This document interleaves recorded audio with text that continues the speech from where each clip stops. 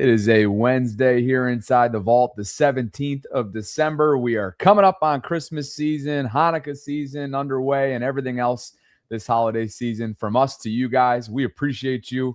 Hopefully you're gearing up and enjoying yourselves and traveling safely and spending time with family. I'm Bobby Trossett. This is my co-host and partner, Sarah Ellison. Today's show is brought to you by our friends at Primary Residential Mortgage. The ongoing December giveaway is still in play. It's that $100 Fanatics gift card. We'll tell you about it in just a bit. But if you want to enter yourself in and get a head start, click on the link that we have included in the show notes. And if you're watching live, it's currently pinned in our live chat where Sarah, I have a poll running for us that has everything to do about with today's breaking news. And I'm not saying this is needle-moving breaking news, but it is something that has to do with a former Baltimore Raven. Matthew Judon was released by the Dolphins. And so we're going to begin there, and we'll tell you about that poll and the updates in terms of the votes in just a bit. After that, I thought Jeff was good last night on the collective, as he always is, sharing some good insider perspective on a locker room vibe shift as it relates to Lamar Jackson. And Ronnie Stanley got into, I feel like we just glossed over this over the last couple of days, the Ronnie Stanley animated change and shift. It's funny, like Lamar's change and shift was on one side of the spectrum, and then Ronnie's in-game on Sunday was on the opposite. So positive for both, though. Correct. In the best ways possible. Yeah. We'll get into that. There's a ton of quick hits. We'll talk about Alohi Gilman's honor that he just received from the NFL and a number of other things. But speaking of festivities and festiveness, I like your jacket. So let's get off and running with that. You look good today. Appreciate it. I don't know if you've noticed, but I keep trying to have like a tinge of Christmas red or Christmas green in everything I'm doing. I've got the red fingernails, all that kind of stuff. So yeah.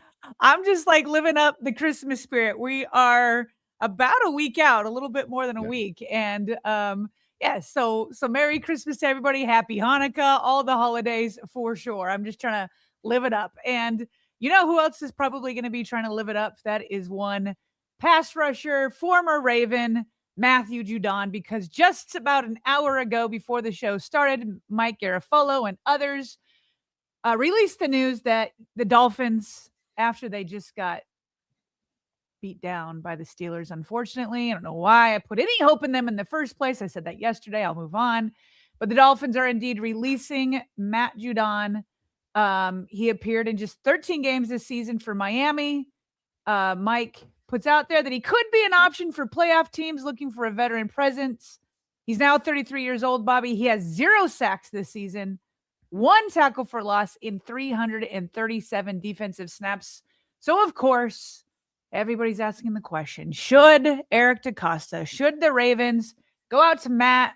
They have a relationship from the past. He's played well for the Ravens in the past, but now at 33, do you feel like it's a good idea? Because the Ravens themselves have lacked some pass rush until recently. Would you go out and sign Matthew Judon? I think Brian McFarland's tweet kind of gets at and speaks for a lot of us here. I'll just read that before we dive into it further. And Brian said, Raven salary cap analyst says the Judon's due about $427,000 for the rest of the season. So money's not an issue for a potential waiver claim. But he's played 38%, as you just mentioned there from Greg, of the defensive snaps without recording a sack. That's 13 total games, 3 of which were starts. Brian says, we as Ravens fans love reunions, but I just don't see this one other than if he clears waivers, which would be a surprise if he does, given that playoff teams are always looking for an edge and obviously help in the pass rush department, even though he hasn't been a big help for Miami this year. So Brian just finishes and concludes this thought by saying, other than if he clears waivers, maybe adding him to the practice squad. And so I would just echo his thoughts there, Sarah. This is a player that has not been a high impact player for years now. He was a former 5th round pick, as you mentioned, by the Ravens back in 2016 out of Grand Valley State, spent his first 5 years in Baltimore, played really well, developed under their defensive system, and was a total baller to the point where in 2021, the Ravens had to make a decision. Are we paying him or are we letting him walk? Mm-hmm. And it was the latter, and New England threw him the bag where he spent a couple of years, 3 seasons to be exact, as a member of the Patriots. Last year was in Atlanta, and of course this season's been really lost for him in a lot of ways in what was a lost season overall for the Dolphins. I mean, think about this from a Miami perspective, and maybe this is the optimistic angle you can take if you're in the camp of why not? Like, why not bring Judon in? it hasn't been good in Miami. They haven't been playing for very little. I mean, they lost the first 6 of their first 7 games or something like that. So they've been playing postseason football for months now in South Florida. After the Ravens game, they fired their GM. Tyreek Hill's been down for the majority of the season. Jalen Phillips was acquired by Philly at the deadline. I mean, it's been a disaster there. So I guess the negative Nancy says he's done. The optimistic Ollie says, why not? And if you can get him on a practice squad like Brian's suggesting could potentially be there, then I would be open to that idea. But I do think he ends up getting claimed. Yeah, I imagine he would get claimed. I mean, there are rosters with injuries that could obviously use somebody like him. I feel like if you had asked me this question 3 weeks ago when Tavius Robinson first went down and they had just traded away Odafe Owe and they went out and signed Carl Lawson, I feel like back then I'd be like, yeah, if Matt Judon's sitting there, let's go ahead and bring him in. They need depth, they need bodies. Judon and the Ravens know what they're doing, so I probably would have taken him over Carl Lawson at that time. Now that Tavius Robinson is back, I wouldn't fight I wouldn't be like angry if Judon was like, hey, Ravens, take me, even though they'd have to like claim him for $427,000. It's not even going to break $1 million, which obviously to us would all be amazing, but obviously in the salary cap kind of context, it's not as much. And so when you talk about who's like a negative Nancy and who has optimism and this and that, listen, nostalgia is always nice. It's always nice to bring back, I don't know, to catch up with an old friend or an old boyfriend or an old girlfriend. It's like, hey, how you doing? All that kind of stuff. But is it really smart to really get back together? I don't know, because this isn't the Matthew Judon that we saw in 2020 before he left. In 2019, he had 9.5 sacks. Even when he left, he had 6.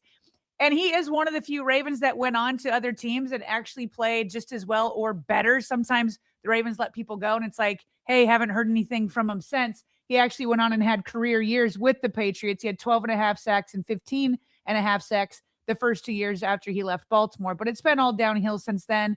Dropped to 4. He was injured in 2023. Went to Atlanta last year, had 5.5, and then 0 with the Miami Dolphins. And it's not just that, Bobby. He is literally, I went to PFF this morning, who's not the end all be all. We know, we can see on film what's going on and we can see the production numbers, but he is literally dead last. 112 out of 112 edge rankings grades. They have their grades for all edge outside linebackers, or you could put defensive ends in there. And he is 112 out of 112. So no, I'm not going to be pounding the table. Some are saying, like is at this point Ojabo still even better because he is mostly in for run games and this and that. So listen, if they want to have a fun get together on the practice squad, I won't fight it. But I also am not going to I'm not going to lean so much into nostalgia to think that the Matthew Judon of old would be back. That's fair. Update on the poll. Would reuniting with Judon intrigue you? I gave 3 options out there. Yes, no, and then a sarcastic he'd fit right in because there's been limited pass rush as it is, which would match up with what he's done so far. Yes, it's petty. Yes, it's petty. I wanted to give everybody an option on this Petty Wednesday, if you will. 61%, Sarah, say yes, and I think this is probably a product of the PTSD that this fan base has from take week 15 out of play. It's been a difficult year for pass rush, and it's been a difficult year, plural, years in that category. So 61% say yes, a reuniting would be intriguing. 31% say no, and 9% of the 300 plus that are tallying up right now are feeling that pettiness on this Wednesday. So there you have it, an early look at the poll. That is too much fun. Meanwhile, as we know, when we're talking about pass rush, this is a Ravens team that traded away Odafe Owe right before the trade, or actually a couple weeks before the trade deadline for Alohi Gilman. And every time Odafe Owe has a good game, which has been frequent, by the way, a lot of Chargers fans, are like, hey, thanks, Ravens. Daniel Pop, I'm not going to remember his last name. I'll look it up in just a second. Popper. Popper, okay, wrote an article about how Odafe Owe has unlocked the entire Chargers pass rush. He said that the pressure rate this season between Owe, Khalil Mack, and Tuli Tiupulatu, when they're all in the field on the same time, it's a 55% pressure rate this season. And Owe told him that this team, meaning the Chargers, has afforded him the opportunity to be free. He said, to be me. He now has 7 sacks on the season, Bobby, and all 7 are with the Chargers. He didn't have any with the Ravens. So again, he's one of those guys that it's like, oh, he's playing better than he did with the Ravens. That's been rare in the past. He's playing better. And so he for sure is happy about the trade. The Chargers are happy about the trade. But again, how can the Ravens not be happy about the trade? Because the Alohi Gilman trade did unlock things in the back end for Kyle Hamilton.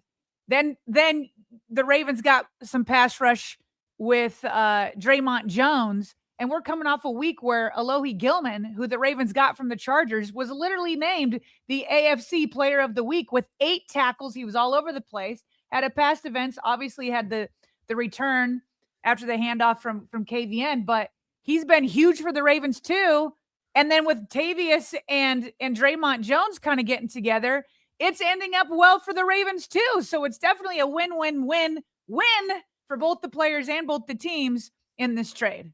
Yeah, this was well-deserved from Alohi's standpoint. You probably could have made an argument for Dre'Mont, right? Maybe could have made an argument for Roquan Smith in terms of who the defensive player of the weeks were for the Ravens specifically. I know when you get a defensive touchdown, that's going to catch the national attention. So ultimately, it goes to a very worthy recipient and a player that, to your point, Sarah, has been perhaps as valuable post-deadline to his new team as Odafe clearly has, as you saw that slide in the previous one that Daniel had up there for the Chargers. So it's a win-win so far. Whether or not these are graded out as wins for both respective teams, we'll have we'll have to wait and see as the years go on and as the rest of this year concludes.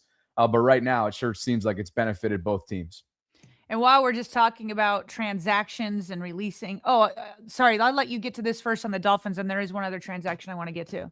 Yeah, just to give you an idea of what's going around, just based on Judon being released, and gosh, they were active at the deadline. They let their GM go. I'm sure Mike McDaniel's seat is hot for the Dolphins. They went ahead and benched Tua, Sarah.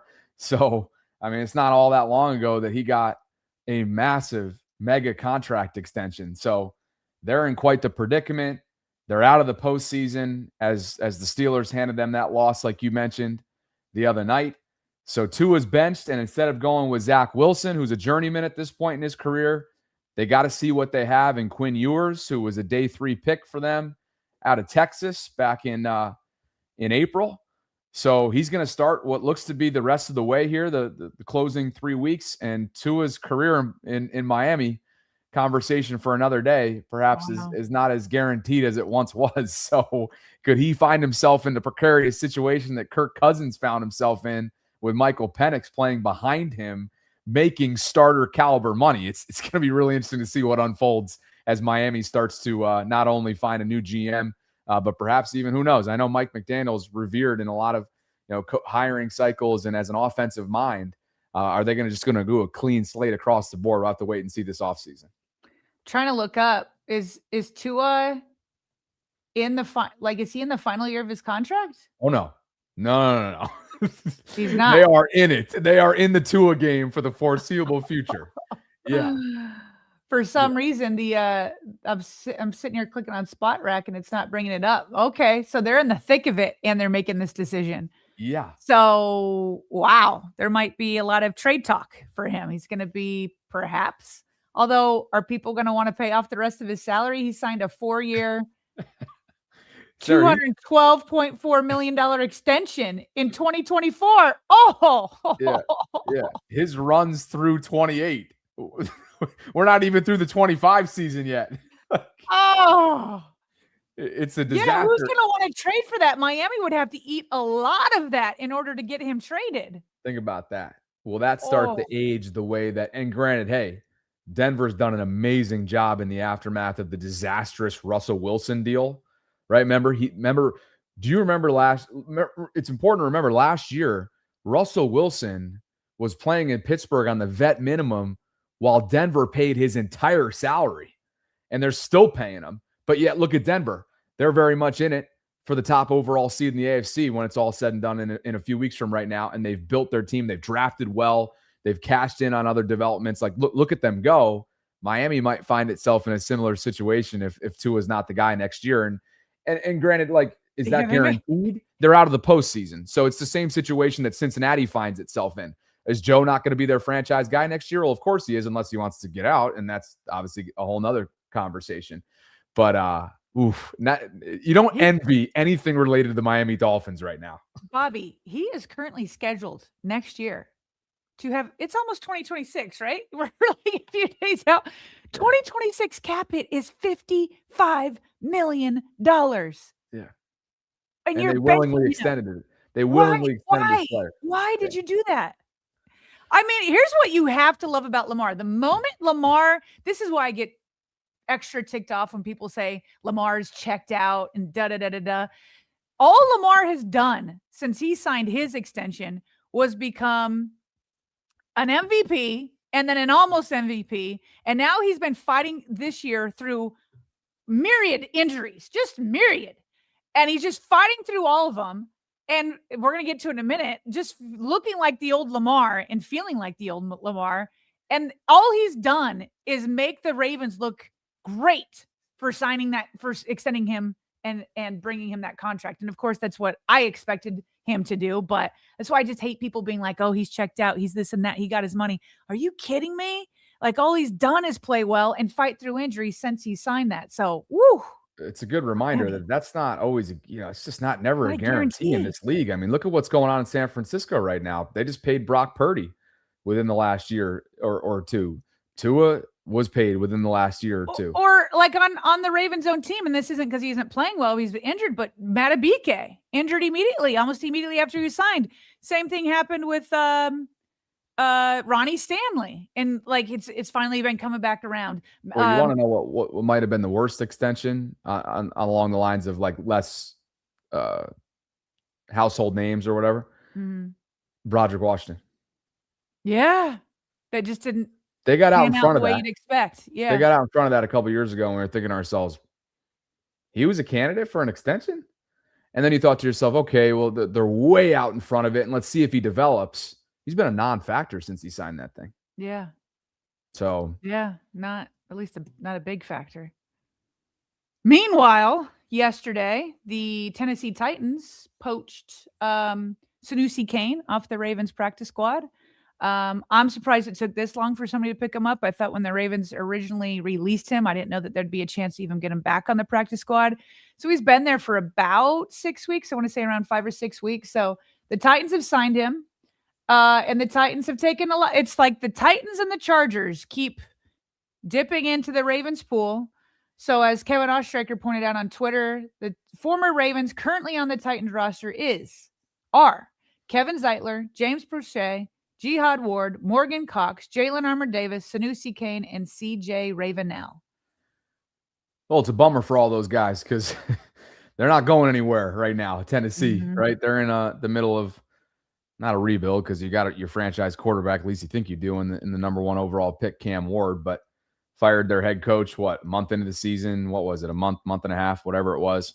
And for Sanusi, Sarah, man, he went from a potential, like a year ago, let's say, after the season last year, I would refer to him as like a legit candidate to be a safety 3 for them. And especially when Ardarius Washington went down. And then he just couldn't find his way into the rotation. But then you're like, okay, but they're always going to keep him around, right? Because he's an impact player in special teams. And then he was beaten out by one of the undrafted rookies on the practice squad, released at one point, spent some time away. They brought him back, and now he lands in Tennessee. So best wishes for him. He was a 7th rounder out of Purdue that I thought showed a lot of promise, but ultimately ends up with the Titans. And real quick, I forgot to mention Denard Wilson is obviously their defensive coordinator. He used to be with the Ravens, so that probably is one of the reasons why they keep going forward, especially defensive players from Baltimore. So. Wonder if they'll consider him in the hiring cycle. Maybe not, because they went with a different interim head coach. But Denard was one of the many that was speaking of poached, right, and plucked from that 2023 defensive roster in Baltimore. So cool. All right. So super chats and a read? Yeah, sounds good. Yeah. Super chat, singular. Where's everybody at today? Just one. We'll get to that. Oh, they didn't like Matthew Judon, I don't think. Where's the update on the poll? Maybe you can get that while I pull this up, and we'll check in on it in just a second. Did you know that refinancing your home loan can get you cash to finance your seasonal expenses? That is no strings attached money that you can use to finish home repairs in time for the family to visit, check off all the big ticket items from your gift list, pay the bills so your paycheck can go towards fun and festivities. Whatever you're looking to accomplish this holiday season, your home can help, and you can reach out to Primary Residential Mortgage today to get started. They have a branch in the Towson area for those of you that are local to Baltimore. But if you're not in Maryland, you're not local to Baltimore, it's not like you just can't work with Primary. They're all over the country. They're fantastic, and they will allow you to get the best feel and familiarity for whether or not you're ready, perhaps, for the home buying process, perhaps eligible for a refinance, you name it. We appreciate them, and they continue to support our show with monthly giveaways, which is what you see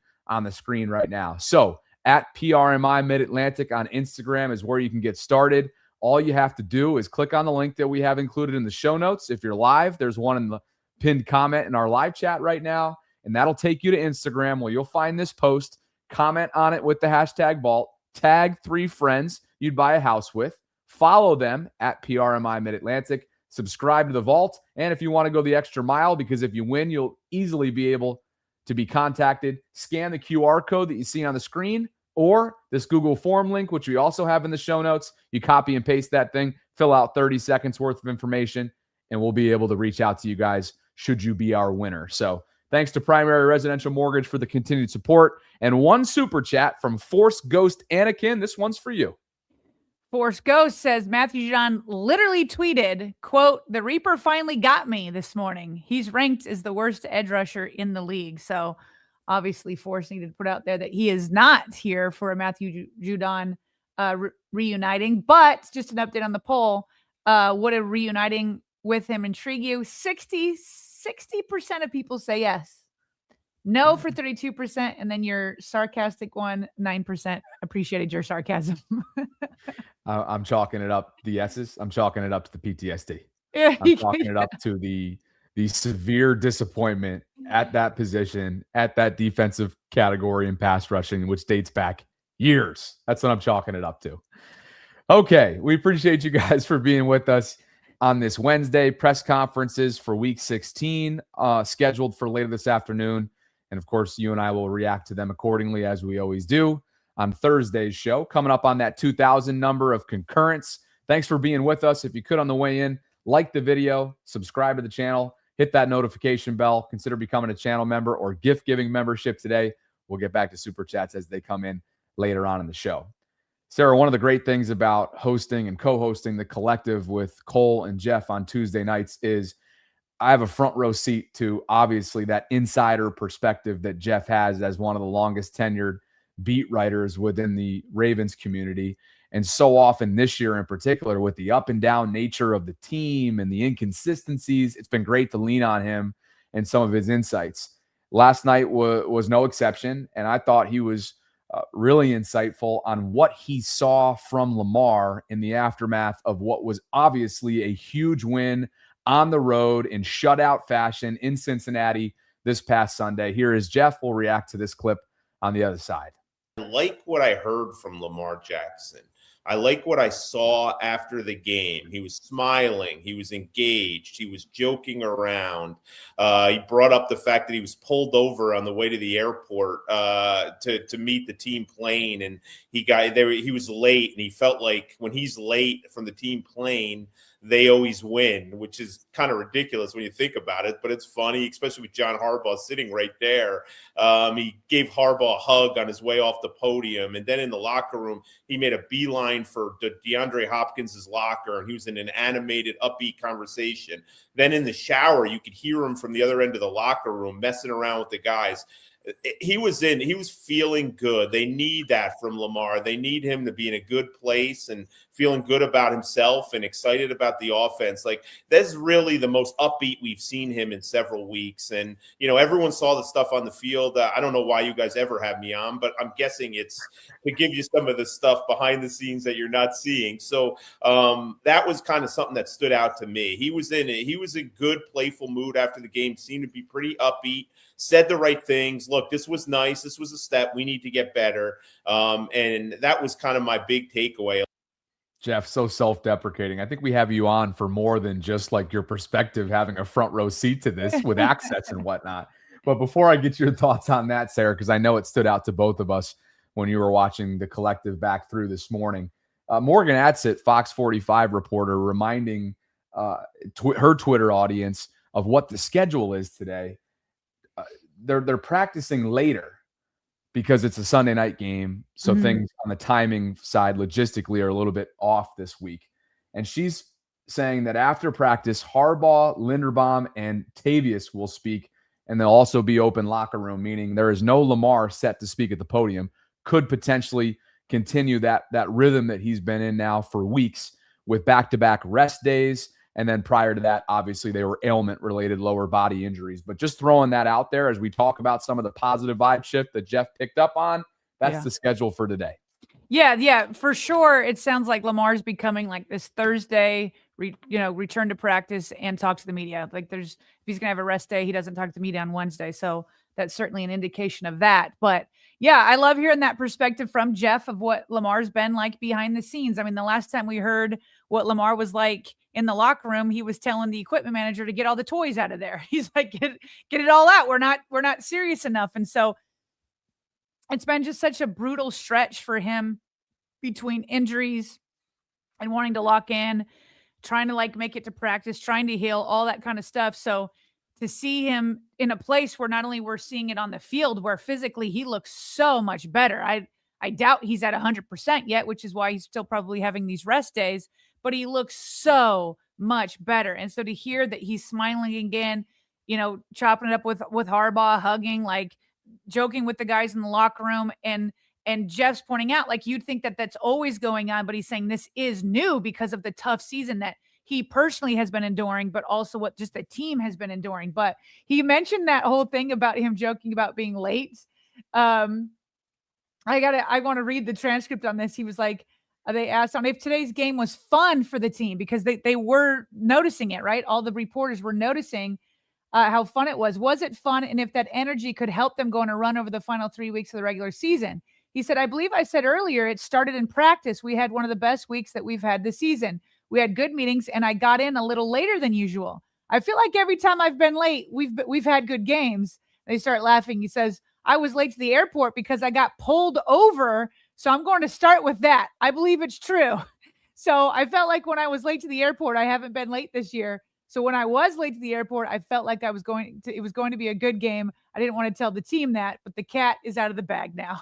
So they asked him why he was late. He said because there was traffic, probably 15 minutes late, and he was joking about how they were waiting on the plane for him and whatnot. So just like this play, even when he's playful with the media, right? They're all picking up on it.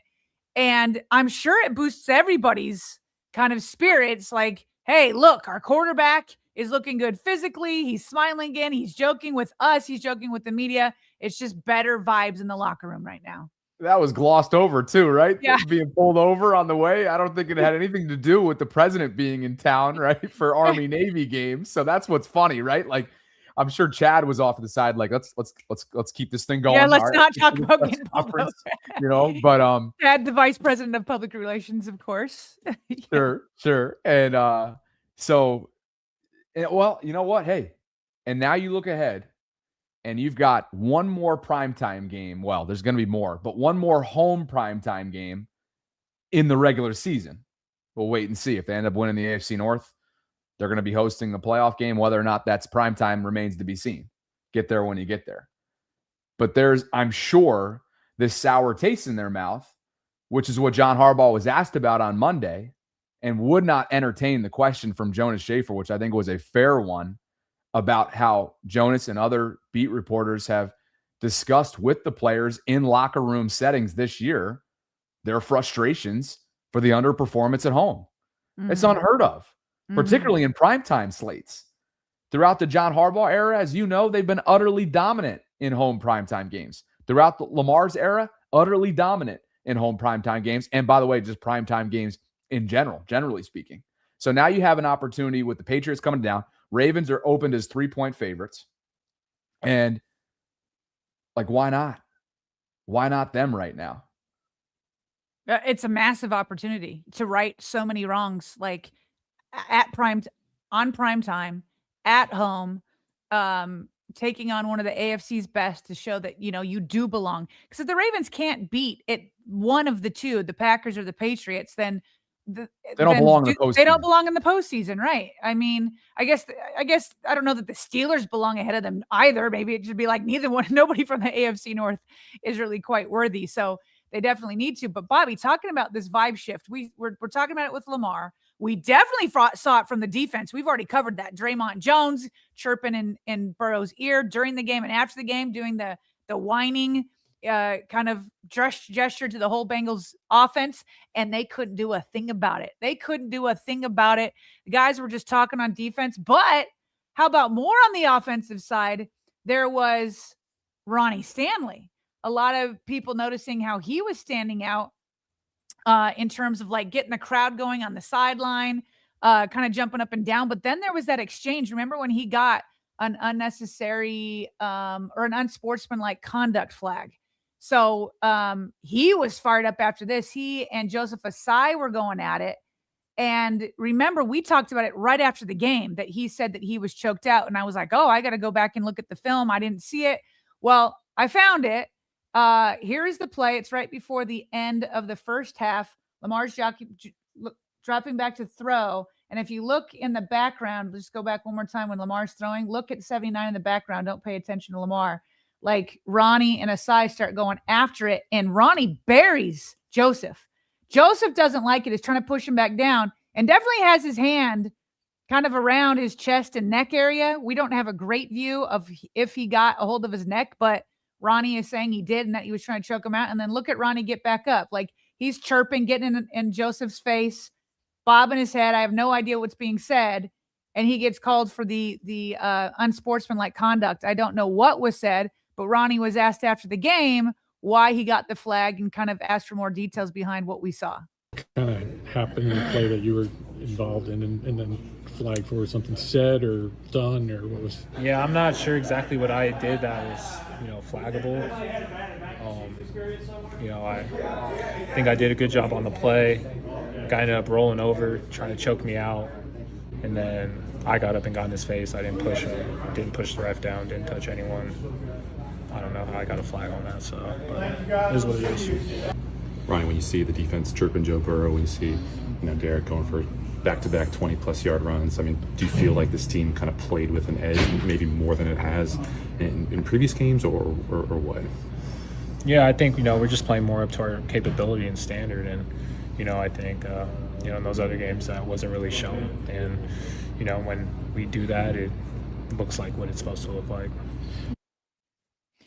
Yeah. So anyway, we don't necessarily need to dig into this too deep. I think more than anything, it's what we're noticing in terms of the vibe shift, right? Like a Ronnie Stanley being more fired up, a Ronnie Stanley being on the sideline, getting fans riled up. It's just like Lamar out there laughing and smiling more, the defense chirping. It's just this whole idea that it does feel like there's a positive energy around the team right now that we haven't felt in weeks, even while they were winning, hadn't felt it in weeks because Lamar just didn't look like Lamar, and it was been against some worse teams, but like with that win came a lot more energy that you like to see from so many different players. Yeah, you can see it too. I think Nick shares those sentiments as well, right? Like this is what I've wanted to see from the Ravens offensive line for quite some time, some fire and a little pride in getting the job done. And by the way, you're right. It's a tough angle to see whether or not Osai really had him in a chokehold. But it sure seemed like from the copy that we just had of the CBS broadcast that Ronnie is telling the truth there. And the way that Ronnie gets up, that is very unlike Ronnie Stanley to show that kind of emotion. But to your point, perhaps it's all just kind of coming together at the right time for this team and for where they're at. And one thing you're always going to get, by the way, from a glue guy like Charlie Kolar is something that AQ did, right? This breakdown of everything that Charlie does. That's one of those things, kind of like Travis Jones in the interior part of the Ravens defense, that the sheer impact plays or efforts that these guys make often do not show their face in the box score. You'd never know that they're having a role like Charlie does week in and week out. Yeah, this is another thing. Now, Charlie's always been this way, but when you're watching guys hustle like this, these are guys that are not like laying down and saying, okay, our season's over. These are guys that are fighting. So here's AQ Shipley on Kolar. Let this run. Watch this little fake dive flip at 8 to Derrick Henry. Great play, right? Let's go back and watch the hustle. Let's watch number 88, Charlie Kolar. He's the backside tight end. Watch him run across. Obviously, the fake dive gets the linebackers to hold and hesitate and move laterally to as we see it to the left. But look at Charlie Kolar. That's awesome. Called hustle. That's called effort. That's called buy-in. That's called culture. Watch Charlie Kolar. All the way across the formation, ends up being the lead blocker on basically the opposite sideline for Derrick Henry. One more time, because you can't emphasize enough. This is how chunks and explosives happen. Look at the effort. Look at Rosengard. Look at Linderbaum. Look at the effort of this Ravens team. They want to get in the playoffs. Oh, man. Sarah, how about the play and the formation and the play design, too? I'm going to go ahead and mute that and run it back. Look at this. For the audio-only audience, Lamar's backfield, any number of plays and action can happen off of this. He's got both Ricard and Derrick Henry in his backfield there. And the pitch off the top, by the way, there was a little bit of action on this as well. Let's go ahead and run this back. I mean, first of all, it does start misdirection, by the way. They had them all fooled. Yeah, completely. You see the entire second level went left. And it's because of the Lamar. Look at the Lamar. Watch the way Lamar sells it. Yeah. I mean, that's a beautiful play design right there. And for Charlie, obviously what AQ's getting at is the sheer hustle and the ground covered by Charlie, but none of this happens without Lamar right off the snap. But Charlie's just sprinting. I wish it could have been. Did Henry end up getting caught by 44? Is that why he fell? I can't tell from this angle. Let's see. Run it back, will you? Sorry. Let me Look at Ricard, man. Who says he's always the lead man? Charlie made himself the lead man. Look at him go. Derrick kind of got, he kind of tackled himself there. Yeah. You know what's hilarious? He fell because Charlie pancaked this guy, and I think he just ran into the pancake. Yeah. The funny part was, and maybe we'll have to run it back to see if this was the specific play that I'm referring to. But there was one King Henry run, and maybe it was this. I just didn't see it on the angle that we had, where Charlie literally was getting pushed from behind by Derrick's left arm. Like, he was just hammering him. Get out of my way. Like, you know how Derrick does that with his offhand? It's as if it's the strong hand. It was so much fun to watch, but Charlie is just so fundamentally sound, and selfishly, you hope that he ends up in Baltimore after his contract year, but you get the sense that there's going to be a tight end needy team that was like, you know what? This guy hasn't had the opportunities to be directly involved as a pass catcher, but we remember his tape out of Iowa State, and we've seen what he's done in a small sample size in the NFL, and we know how nitty gritty of a glue player he is. We want him in our culture. I wouldn't be surprised if that happens. Yeah, not at all. And the Ravens, there's been a couple times where it was Isaiah Likely who got beat blocking and letting a sack get to Lamar. And so, when it comes to blocking assignments, I mean, I love the chemistry that Likely and Lamar have in the passing game. Not that Kolar can't, catch balls either, but Kolar feels like a better blocker at this point than Likely. And he could probably not just help spring some runs for the running backs, but also protect Lamar a little bit better than Likely can at this point. It's been a tough contract year for Isaiah. In a way, from a volume standpoint, it's been tough for all three, but that's always been the case, especially with the amount of mouths that they have to feed. But for Isaiah, not just because of the availability side of things not being checked off there early in the season to no fault of his own, But then when he comes back, Lamar exits out, then he gets back. He's got a couple, two significant ball handling gaffes. I mean, you can debate one of them, obviously, till the cows come home.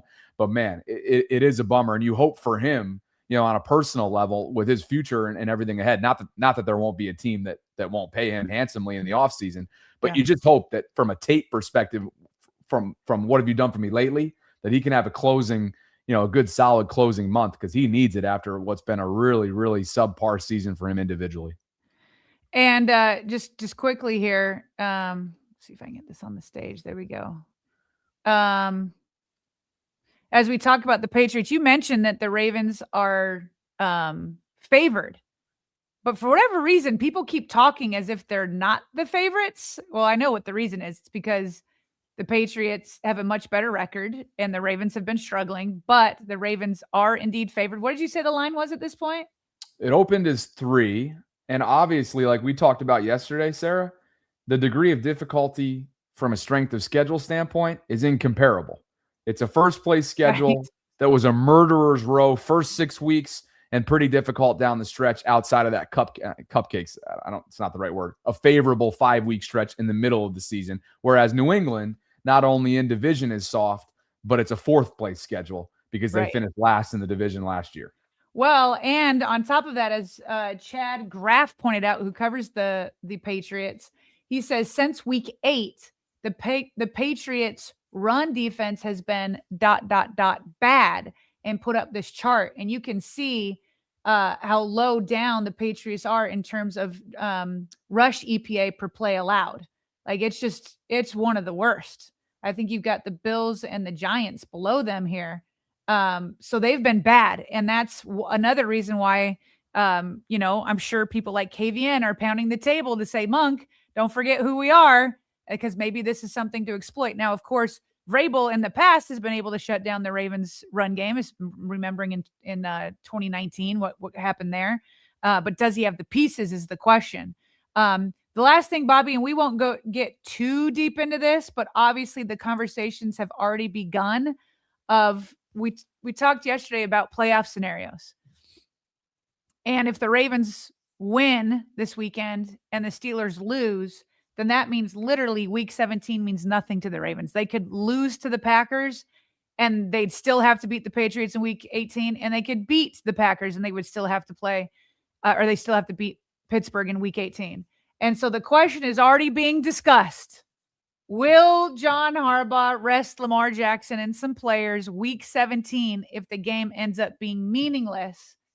I don't want to go down that road listen, if the Ravens win and Pittsburgh loses, this town, I think, is going to catch fire again when it comes to football. They're afraid to believe right now, right? They're like, they want to believe after the way they just shut down the Bengals. You want to believe. You're feeling the energy shift that we've been talking about. But if they go out and beat the Patriots and the Steelers lose to the Lions, people are going to start showing up more. And then this will be the discussion. Should you rest Lamar Jackson, who has been injured for the vast majority of the season? I'm not going to put my 2 cents in there yet, but because we got to see it happen first. Let the Ravens put themselves in a position to even have this debate. All right, we'll save it till then, and you and I can sift over that one a little bit and think through it. Well, where we might go if that scenario ends up unfolding. But hey, one note I was going to add in, and you can file this under the something's got to give category as we get ready to sink our teeth into Patriots Ravens and some of the research that's required there. So we all know that the Ravens red zone offense has been woeful this year. I mean, 31st in the league. That is second to last. 44% of the time, Sarah, in the red area, they're scoring touchdowns. And Lamar said it himself in the postgame interview with Aditi on Sunday. We're still, even in the midst of a shutout and a good day offensively, we're still not consistent enough in the red zone. Well, maybe they got a get-right game in that category ahead of them, because New England's defense in the red zone is dead last. 75% of the time, Sarah, 75% of the time, New England's defense is allowing red zone touchdowns to be scored. That is dead last in the league. And by the way, a big part of the reason why the Ravens red zone offense hasn't been working is because their run game hasn't been working down there due to their lack of interior push in the run game. So that's one reason. Now, maybe one of the reasons why Patriots, and I haven't watched them enough to know, but if you're not good against the run in the red zone, you're going to give up a lot of points. So we'll see if those two things are partly correlated. But yes, I love this scenario where something has to give. What's been that? Did you have the percentage, did you say, of the Ravens red zone? Touchdown percentage? Yeah. 44 flat. 44 flat. And what are they given? 75% of the time. Oh, maybe it'll be 50-50. I mean, come on. That's a pretty good swing right there. Well, I'm going to need more than 50-50 though. Can we get 2/3 here? Can we get a 66%? Just finish, man. Am I asking for too much? Yes. Yeah. But that's one of those things. Classic Week 16, classic NFL, right? Classic clash ahead of this game. You watch after the game, man, that was a non-factor, right? Like that right there did not mean anything. Those trends of a 15-game sample size or 15-week, 14-game sample size didn't mean anything. I hope that's not the case, but we'll have to see. All right, let's get to our one more single super chat, and then we'll get to quick hits here and get out of here. All right, sounds good. Pete, who is a college junior, Pete. He's one of our callers on my personal channel. Pete is Eastern Shore, one of our college subscribers. And Pete writes, no one deserves rest this year. Play every game. Might be looking ahead to throw his theory out there or his take on the Green Bay potential scenario that could unfold in the next couple of weeks. Thanks for the super chat, Pete. And let's get back to some quick hits, Sarah. The banner did a little something here out of the box. This is so funny to me. Let me bring this up here. Okay. So, yeah, Jonas Schaefer did a story, an in-depth look for the banner on the Ravens' $160,000 chamber is what we're calling it. Okay. So let me just read to you some of this article. I'm not going to bring it up on the screen. I'll just read it. Because this is Steve Bisciotti behind all of this. Remember how the Ravens got a really low score on the training room? Yeah. I just guarantee that would just ate at Steve Bisciotti. Just ate at him. Yeah. Because he is not. Listen, I've been around Steve enough. He wants to he's a billionaire and he's not a cheap billionaire. He's got his cigars. That facility looks amazing. He continues. He wants to be on the edge, state of the art, all that kind of stuff. So anyway, here's part of the article from Jonas here from the Baltimore Banner. It says some of the best sleep Zay Flowers ever got was in a corner of the Ravens' massive training room. There, tucked away next to a massage table, is a wellness device that looks like a modern art installation and costs as much as an Escalade. This is what it's called. The Ravens' Immortal Chamber. Immortal Chamber, billed as a next-generation bio-optimization and recovery experience, arrived at Owings Mills early this fall. As Flowers reclined for the first time on the Thunderbolt-shaped platform, the curved lid of the device hovering a few feet overhead, the wide receiver didn't know what to expect. Relaxation? Sure, maybe. But a Zen-like sleep experience in just 25 minutes? Zay says, it takes you to a place of meditation where, honestly, my first time doing it, I couldn't even control how deep of a meditation I got in. He said, I got so deep where it felt like you're awake doing it. It's crazy. So anyway, this article just goes on about this Immortal thing and about how Steve Bisciotti's was committed to upgrading the training room. Remember, they put in, what are all the things they did?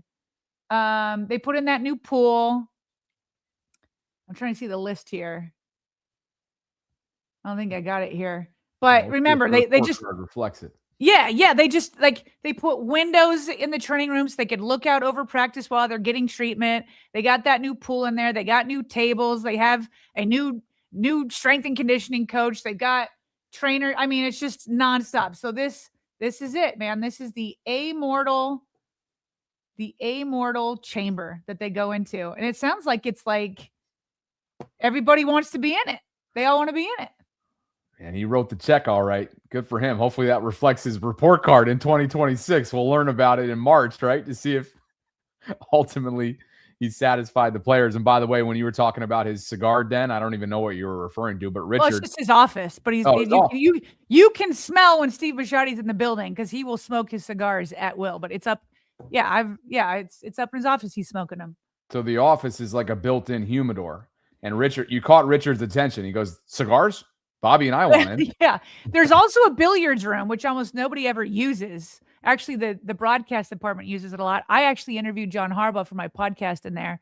But yeah, there's a billiards room, but Steve will just smoke it wherever, his office, the billiards room, whatever. He doesn't care. It's his building. His building. It is his building for sure. But yeah, you and Richard, I know that you would want in. I could see you just like, that would be like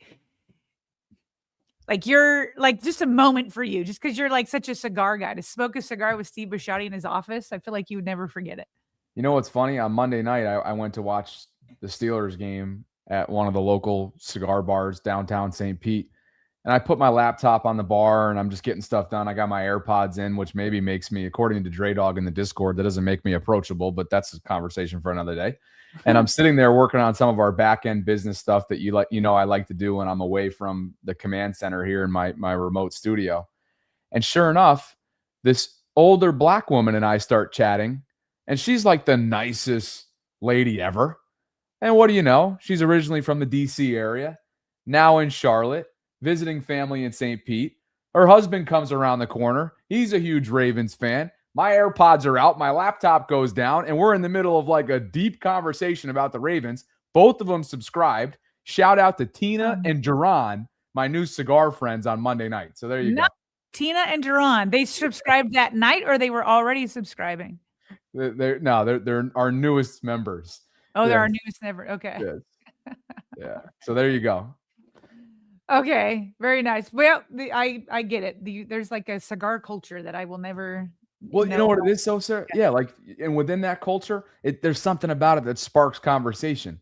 Now, granted, the geography commonplace between the two of us, we had middle ground there.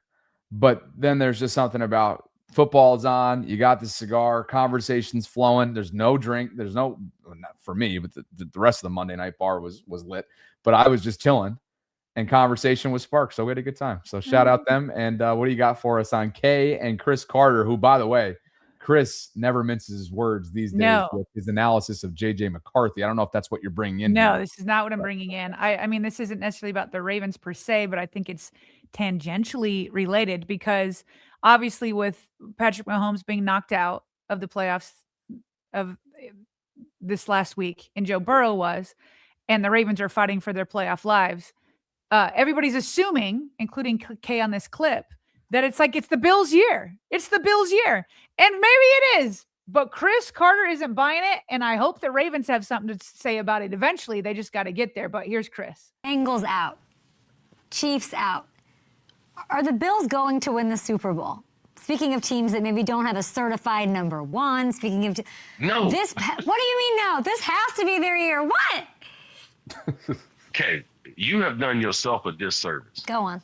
Okay? Because when Josh Allen and this whole Buffalo swirl thing, like you and I were doing media together then. Okay. Like everyone was like, okay, now it's time. Okay, New England is down.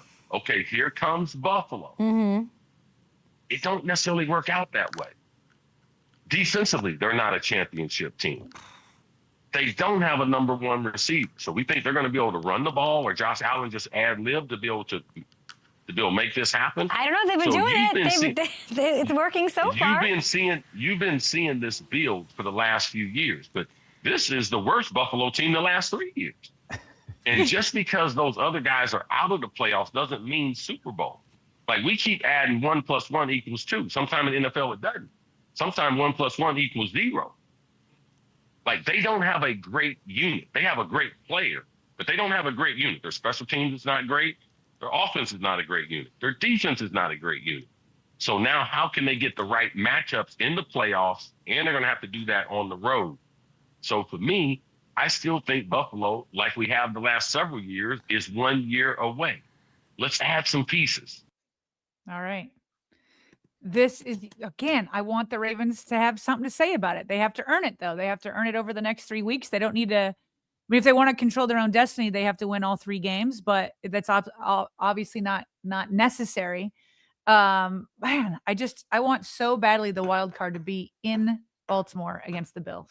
You guys should go, and if you want more of Chris Carter, go look up his thoughts on J.J. McCarthy, the Vikings quarterback. Those are really, really interesting, being that he's a former Viking too. His words obviously carry some good weight in that football market.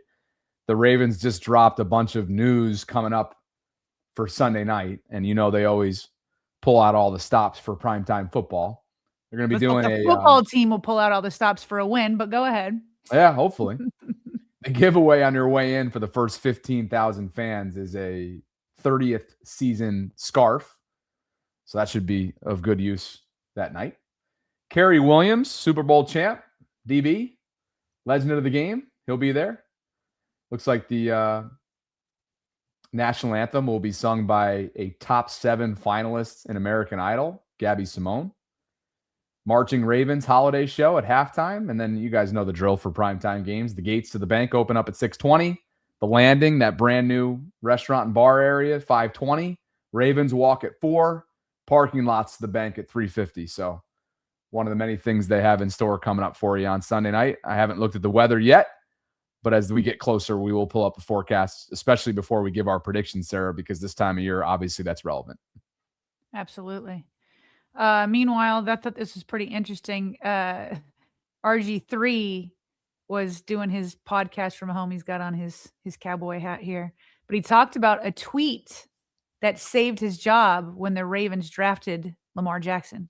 Tweet last night saved your job. I got signed before Lamar was drafted. When we drafted Lamar with the 32nd pick, and I sent out a tweet, and I'm like, man, I can't wait to work with Lamar Jackson. Because I knew at this point in my career, like, I was going to be a mentor type guy. I tweeted, I can't wait to work with him. And Steve was on the air, and I'm watching at the house, and he said, they pulled up my tweet, and he said, What you mean you can't wait to work with him? You about to get cut. And my heart dropped. I'm like, damn, am I gonna get cut? So the next day I go into work. My quarterback coach, his name was James Urban. He pulled me aside, Debo, and he said, I just want you to know that tweet last night saved your job. Everyone in the organization saw it and realized that you were the best guy to help mentor Lamar Jackson because of what you had been through. Baltimore did it the right way. Ooh, I could totally hear Steve Smith Sr. being like, what do you mean? You're grateful to work with them. You're about to be cut. Right? Totally. I could as well. By the way, it's been a long time since you heard James Urban's name, right? He was the quarterback's coach early on, as RG3 suggested there early on in Lamar's career. From 2018 to 22, he was the QB's coach. They then kind of quietly transitioned him to senior football analyst and game planning. That's when T. Martin took over, Sarah. And then after the 23 season, James left the organization. And since then, and currently, he's a senior offensive analyst for Penn State, which is obviously went through plenty of change, having fired James Franklin at the end of, or before the end of this season. So if you're wondering what they're up to now, that's what James Urbans is doing. And finally, we'll end on this note. Lacey DaCosta, wife of Ravens GM Eric DaCosta, she's been giving updates periodically about her mom, who's going through quite a fight. She did the latest. This is pretty cool. She said, I want to give everybody an update about my mom. She will receive a bone marrow transplant in early July. Our daughter, Jane, is the donor. It's like, warms my heart. Like, can you imagine? Yeah, Grandma, I'll be your bone marrow transplant. Like, oh. Lacey says, praying for continued healing hands from the amazing doctors and nurses at Johns Hopkins. Thank you for all your continued prayers. #RavensFlock with the heart emoji. Like, Bobby, just being a mom myself, like, if I had seen my daughter, like, yes, I will do this. My daughter would do this for my mother, her grandmother. Just like, oh, I just love when families come together. We all support each other. We come around. We like fight with each other. What a great thing Jane's doing. Just give my best and my thoughts and my prayers out to the DaCosta family. I hope this all pays off in the long run. Yeah, I was just texting back and forth with Lacey this morning on this tweet because I hadn't seen it until you brought it into our quick hits, and I'm glad you did.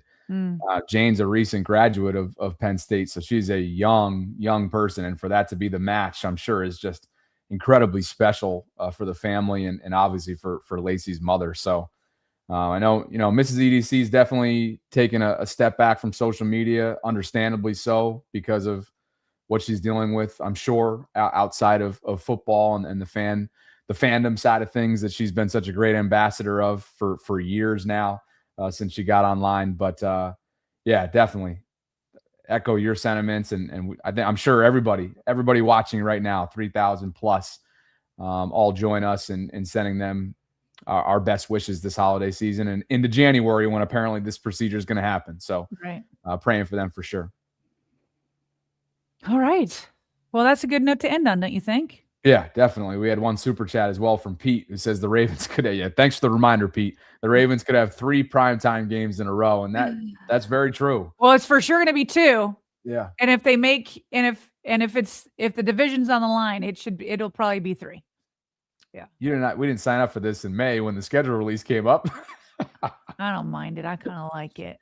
Oh, I can't put the lights back on the Ravens.